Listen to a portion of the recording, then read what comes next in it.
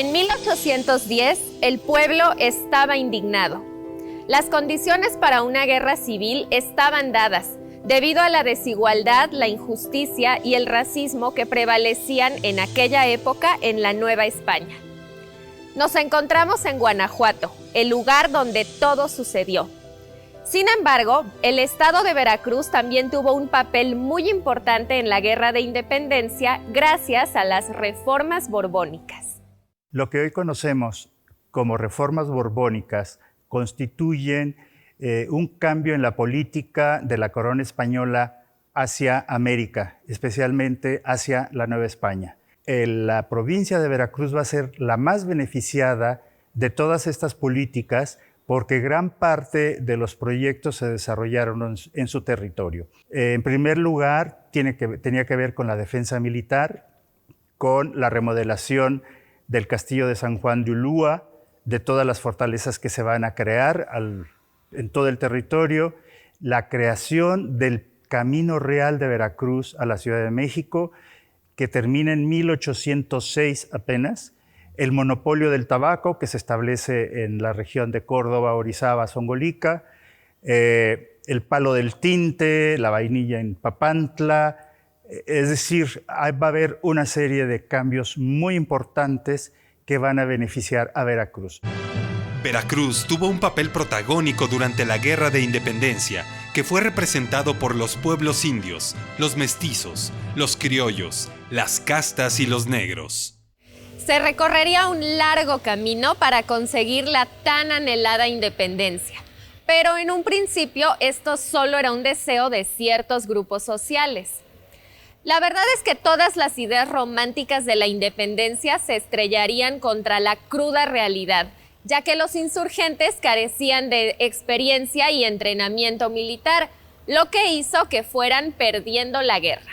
Todas las provincias tienen personas enojadas.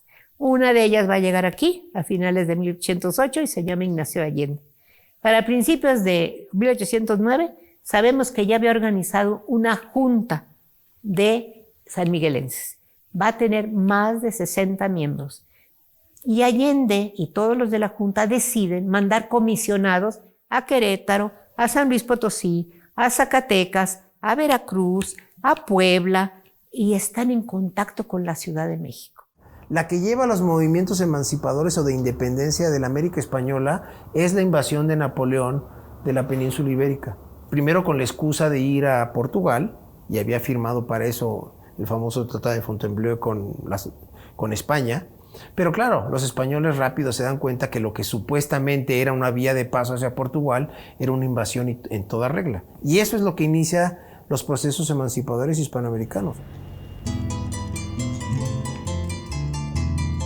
Histórico movimiento a lograr la independencia. Duro proceso a conciencia, largo, tortuoso y muy lento. Quedando en el pensamiento si la lucha que se ensaña fue entre México y España o es otra la realidad. Vamos a ver la verdad, desglosando la maraña. En realidad fue una guerra civil entre varios bandos que por ordinarios luchaban en esta tierra. La diversidad que encierra al español natural, indígena original, negros, criollos y mestizos, por motivos imprecisos, contra el gobierno virreinal. El 16 de septiembre de 1810, el régimen virreinal de la Nueva España se vio amenazado por los intereses de los criollos o hijos de españoles nacidos en América. Ellos buscaban en un principio su independencia económica y política más que la del territorio novohispano. En una reunión de esa junta secreta, un amigo de Allende, que se llamaba Felipe González, muy amigo de él, propone lo siguiente: señores, a la hora de dar el grito de insurrección, el grito es una metáfora, no es ni un texto, ni es que haya escrito ningún grito, es decir, el inicio de una insurrección, el grito de libertad, el grito de insurrección, conviene que no lo dé ni un militar ni un civil, que lo dé un eclesiástico de luces. Se diferencia, por cierto, notablemente de otras insurgencias durante las revoluciones hispanoamericanas. Y esto tiene que ver básicamente con algo que no ha salido a colación o que no he mencionado, que es el hecho de que los dos grandes líderes de la insurgencia novohispana fueron los sacerdotes. Esto ya nos pone en un cierto camino, en una cierta tesitura ideológica, ¿sí? No es ninguna casualidad que una de las insurgencias, que la insurgencia novohispana más bien, sea una insurgencia que concibió la lucha contra los españoles como una lucha eminentemente religiosa, como una guerra religiosa. De esto no hay equivalentes. Ninguno de los otros grandes líderes de las independencias en América del Sur concibieron la lucha en contra de España como una lucha religiosa. Estos insurrectos lucharon sin mucha estrategia militar y sin tanto éxito en los actuales estados de Guanajuato, Jalisco, Michoacán y Morelos. Tuvieron algunos logros, hay que decirlo. Por ejemplo, Hidalgo instauró un gobierno provisional en Guadalajara. Además, declaró que todos los habitantes eran americanos, liberó los cultivos y suprimió las alcabalas y los estancos. Las alcabalas son aduanas. Como aquí en Córdoba había una aduana y una renta de correos. Y de ahí sacaban dinero, porque cada que pasaba una recua de mulas del puerto de Veracruz hacia Puebla, por ejemplo, por Córdoba, dependiendo de lo que trajera la recua de mulas, ya sea aguardiente, algo que valía la pena. No transportaban maíz ni frijol porque no valía la pena, pero aguardiente o algún producto como telas que llegaban de otras partes del mundo, pagaban un impuesto, un derecho de alcabala para poder pasar a Puebla. Y en Puebla pagaban otro. Y en la Ciudad de México, al entrar a la Ciudad de México, pagaban otro. Había otras maneras de conseguir recursos, por supuesto. Estaba la venta del tabaco, que daba muchísimo dinero y que se producía aquí en Córdoba, en Orizaba, en Jalapa. Ese dinero era mucho, pero ese se iba a España. Pues aquí también el malestar y el cansancio que van a sufrir todas las poblaciones que van a vivir en carne propia la guerra, pues va a ser también el tener que estar pagando contribuciones. En principio eran en forma de donativos, pero pues después se convierten en impuestos extraordinarios, impuestos forzosos. Que no hubo ningún pípila, ese es otro invento de Carlos María de Bustamante. Yo se los he probado en todos los tonos. Me encontré 9 procesos contra incendiarios de la Alhóndiga allí en el Archivo General de la Nación. Pues siguen diciendo que hay pípila. No es cierto, es un invento, no pasó. Pero bueno, cuando entran, eran 2 puertas en la Alhóndiga, entran, mira, era un pueblo minero, había pólvora, había dinamita, bueno, no dinamita, pero sí pólvora. Pues, ¿tú crees que iban a ir ahí con una tea, con una puerta enorme de mezquite? Pues ahí estaba sentado yo creo que el día entero para que se le quemara. No, pues la volaron con pólvora, pues, rapidísimo, y se metieron y matan prácticamente a cuchilladas a todos los que estaban ahí adentro. Cuando eso se sabe, muchos de los que apoyaban el proyecto de independencia se hacen atrás. Muy a pesar del avance de insurgencia en el país, no hubo un final muy feliz porque no tuvieron chance. En desagradable trance, Hidalgo fue capturado, Jiménez y Allende al lado, también Aldama en Coahuila. Fueron a Chihuahua en fila, donde serían fusilados. Para contener a los insurgentes, el gobierno virreinal organizó en Nueva España milicias populares y de patriotas, defensoras de Fernando VII, entonces rey de España. Los veracruzanos, sin embargo, aceptaron sin mucho entusiasmo la convocatoria del virrey Francisco Javier Venegas del 10 de octubre de 1810. Por su parte, el gobernador de Veracruz, Carlos Urrutia, estaba convencido de que en el territorio veracruzano no pasaría nada, dado que, según él, no existía rivalidad alguna entre los distintos sectores sociales, como sucedía en otros lugares, pero estaba muy equivocado. A causa de la guerra, la economía entró en crisis, porque las clases menos privilegiadas que trabajaban como jornaleros, sirvientes o que eran esclavos, se rebelaron contra las autoridades virreinales y contra sus propios patrones. En lo que hoy es el estado de Veracruz, la guerra tuvo un carácter más bien interétnico y social. La verdad es que los combatientes no estaban interesados en la autonomía política y económica de los pueblos. Por ejemplo, los negros de la costa transformaron el conflicto en una guerra particular y se enfrentaron a todos los blancos por igual, sin importar que fueran criollos. Todos los centros urbanos realistas, como Tuxpan, Papantla, Misantla, Perote, Jalapa, Orizaba, Córdoba y Veracruz, serían gradualmente rodeados por los insurgentes. Entretanto, el 19 de marzo de 1812 se proclamó en Cádiz la Constitución Política de la Monarquía Española. El virrey Venegas llega como virrey, o empieza como virrey justo 2 días antes, si no recuerdo mal, de que se inicie el movimiento de Hidalgo. ¿Por qué lo digo? Porque toda la gestión de Venegas, ¿sí?, esos 3 años, están marcadas de manera evidente y de manera, yo diría, definitiva, por una situación de guerra. Y esa situación de guerra tiene una serie de implicaciones. No se pueden realizar todas las elecciones que se podían realizar. Las que se realizan bajo circunstancias extraordinarias. La libertad de imprenta no se aplica como debió de haberse aplicado. En fin, esto es innegable. O sea, hay muchos planteamientos de la Constitución gaditana que no se aplicaron o que se aplicaron parcialmente. Se supone que con la Constitución de Cádiz tendríamos una sociedad con ideas más liberales e ilustradas y por lo tanto más cercanas a los insurgentes. Pero en la práctica esto no sucedió así. Lo que sí sucedió fue que los comerciantes y aristócratas liberales del norte, centro y sur de Veracruz no solo no se rebelaron contra el régimen virreinal, sino que se unieron a él para enfrentar a los mestizos e indígenas que se encontraban amenazando los principales centros urbanos. Establecieron gobiernos de justicia para administrar la justicia, que era muy importante para los pueblos. Una de las características de los insurgentes fue que mantuvieran la libertad de los pueblos, así que respetaran los gobiernos municipales de los pueblos de indios.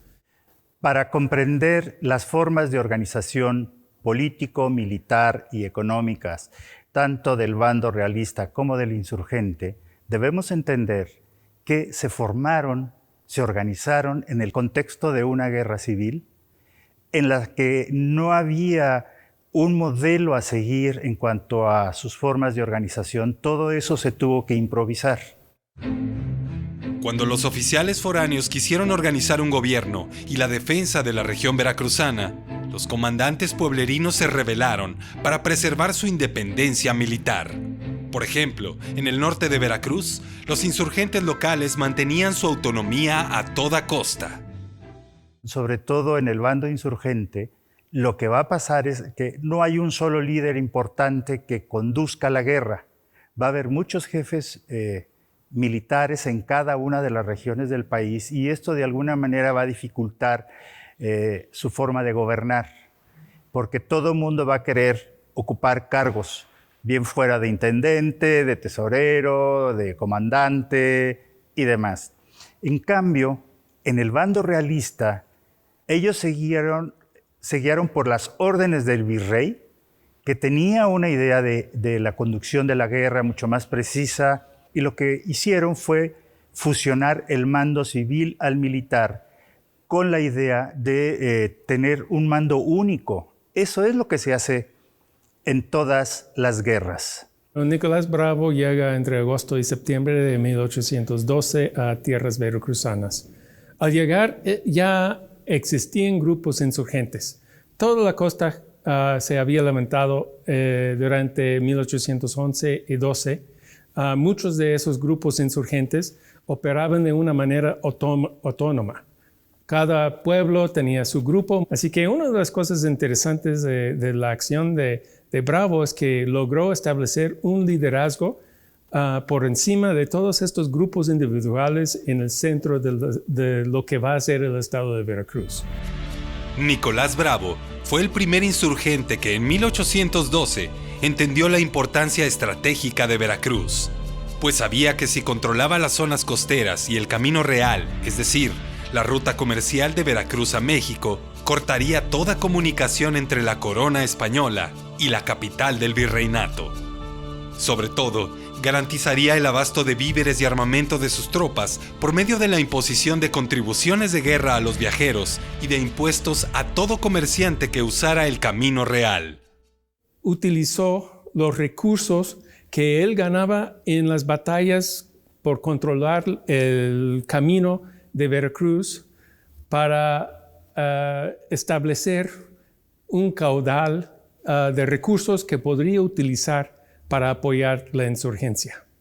Con ese dinero, él pudo establecer un control sobre los otros grupos. Así que lo que Bravo hizo fue convertir el control que tenía sobre el camino entre el puerto de Veracruz y el altiplano para dirigir y construir un gobierno, ¿no?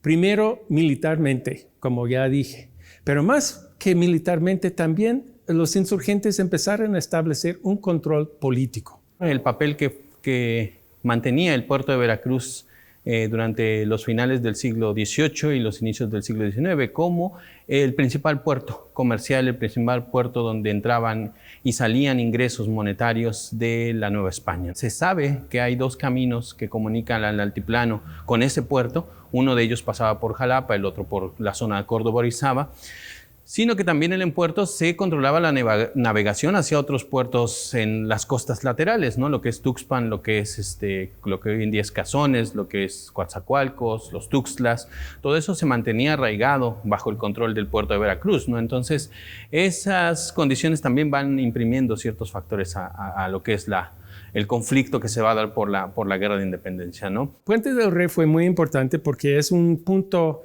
clave en el camino entre la costa y el altiplano.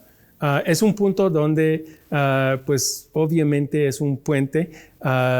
Todos los transportes tenían que cruzar por ahí. Todavía se usa, cualquier persona que vaya al puente nacional puede cruzar el mismísimo puente. Ese puente fue crítico porque obviamente es un punto donde se podría controlar el tráfico. Sin el permiso de los insurgentes, nadie pasaba ese puente hasta 1815. Y por eso los insurgentes podrían básicamente cobrar una tarifa a cualquier comerciante que quería transitar de Veracruz a México o de México a Veracruz. Y eso es lo que hicieron. Eso era su fuente principal de recursos.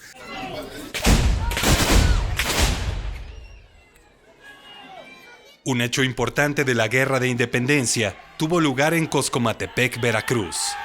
Nicolás Bravo, quien estaba allí con sus tropas, combatía contra los realistas por el control del camino real de Puente del Rey a Jalapa y de la producción de tabaco. El sitio de Coscomatepec constituye uno de los episodios más dramáticos de la guerra. El general Nicolás Bravo fortificó el pueblo ante la amenaza y los ataques de las tropas realistas acantonadas en Córdoba. En octubre de 1813, el general Bravo rompió el sitio de Coscomatepec, organizando una serie de eventos para distraer a las tropas realistas. Y lo que hicieron fue atacar el pueblo cuando ya la población había huido, Nicolás Bravo se había escapado, y en represalia, en enojo, cuenta un testigo ocular que profanaron la imagen de San Juan y a la Virgen de Guadalupe, por ser el estandarte insurgente, pues la fusilaron en la plaza.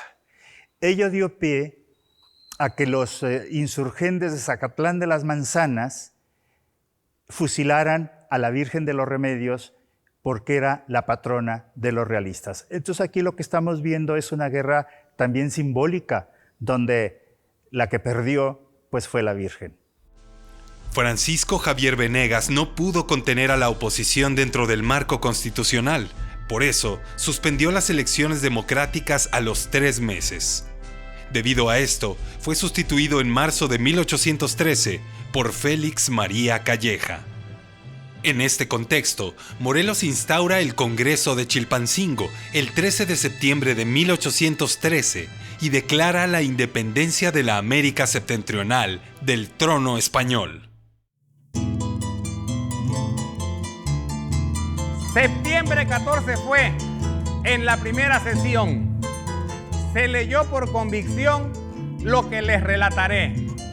Un documento que fue Sentimientos de la Nación. Declaró la abolición de castas y esclavitud.